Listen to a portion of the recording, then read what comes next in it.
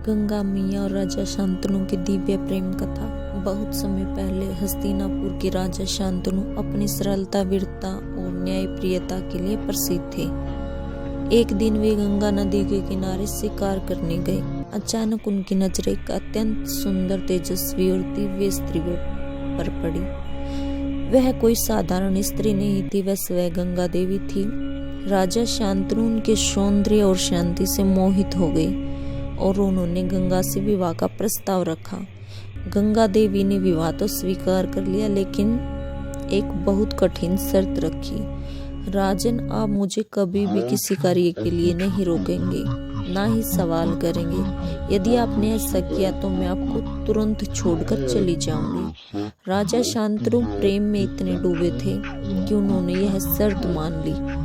विवाह के बाद गंगा देवी ने एक एक करके 8 पुत्रों को जन्म दिया, परंतु हर बार जैसे ही पुत्र जन्म लेता, गंगा देवी उसे लेकर गंगा नदी में प्रवाहित कर देती।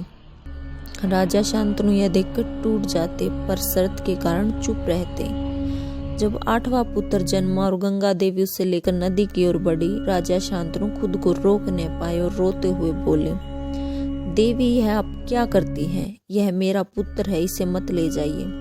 गंगा देवी तुरंत रुक गई, लेकिन अब शर्त टूट चुकी थी। गंगा बोली, हे राजन, ये 8 पुत्र अष्टवसु थे, जिन्हें ऋषि वशिष्ठ श्राप से धरती पर जन्म लेना पड़ा।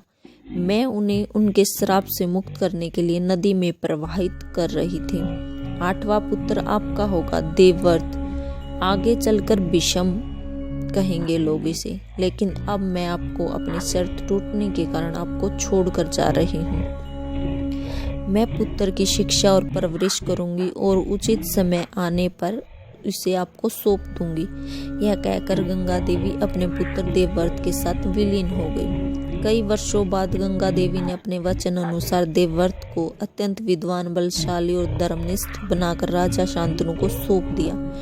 अगले ही समय में उन्होंने विषम को बताया, यही पुत्र आगे चलकर विषम पिता कहलाएगा और कुरुवंश का सबसे महान योद्धा बनेगा। इस कहानी से हमें संदेश मिलता है, प्रेम त्याग मांगता है, वचन का पालन सबसे बड़ा धर्म है। गंगा मैया का हर कार्य दिव्य कारण से जुड़ा था। विषम का जन्म और उनका त्याग दोनों ही अत्यंत पवित्र